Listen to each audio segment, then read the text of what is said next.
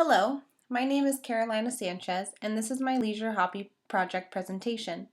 For my leisure hobby, I chose to participate in shooter video games. We're going to take a look at a little bit of history.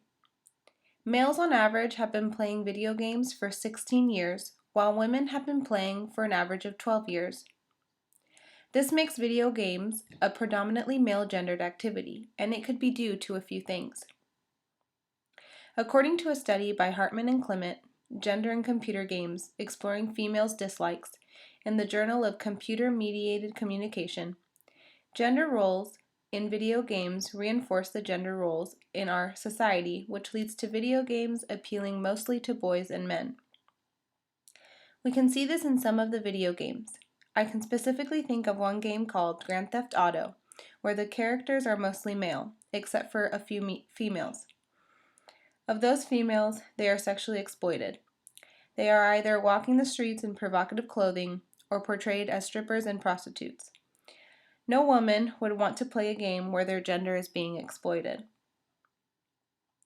Another reason as to why video games are predominantly male-gendered can be due to the interest of either gender.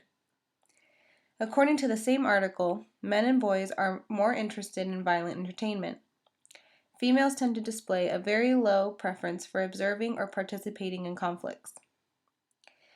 The lack of nonviolent games may also explain women's low interest in such games and why these games are predominantly male-gendered. Although the participation of women in the past is low, today there has been an increase in the numbers of women playing video games. According to the Entertainment Software Association, 47% of women play video games today. Today, adult women represent a greater portion of the game-playing population, at 30%, than boys ages 17 or younger at 18%. This increase in women playing video games could be due to many things. One of those things could be due to the development of technology.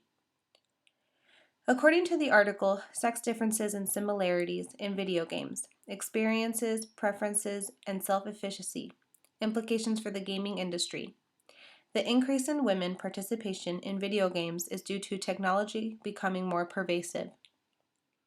More and more women now have access to these games, whether it be through a gaming console or their iPhone or iPad.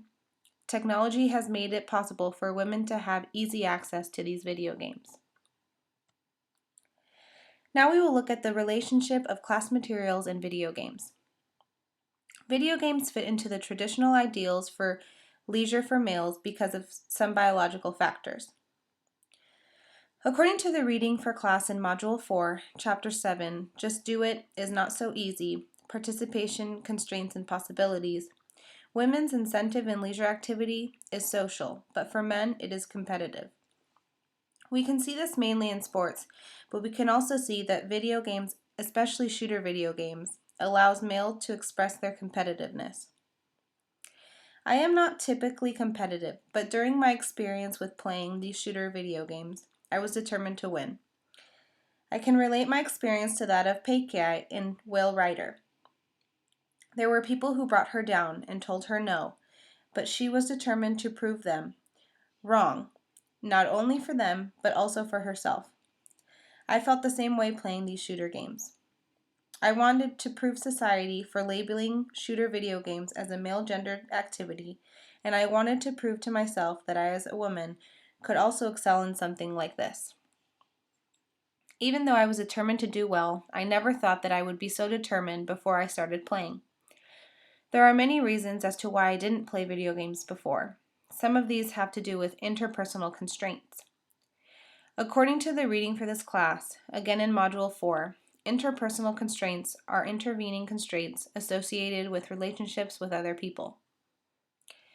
None of my friends play video games, therefore I never really get the chance to play them. Also, my mother would have never bought me such a game, so I never really had access to it in my early years. Although my experience with these video games is a short one, I still experienced some challenges. Learning the simple controller was a challenge all on its own, but I went into it with a liberal feminist view.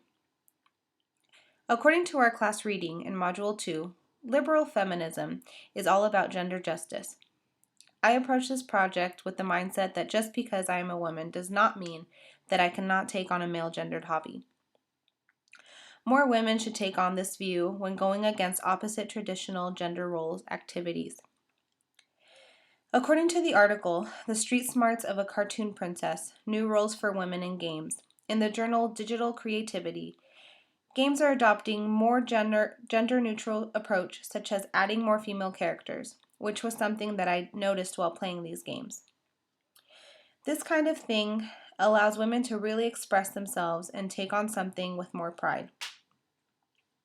According to a PBS article, What Women Want, women are starting to voice their opinion in what they want out of video games, so that these games can fulfill their needs. Men can benefit from this insight too. Men are now challenged more by these women who are stepping into their hobby, and they have more people to play with. After participating in this leisure hobby, I can say that I would participate more than before. Given the opportunity, I would take it rather than pass on it. I enjoyed it and learned that I can be successful in something that isn't predominantly female gendered. This next slide will show the documentation of myself playing, as well as a short video of myself playing Call of Duty Modern Warfare 3.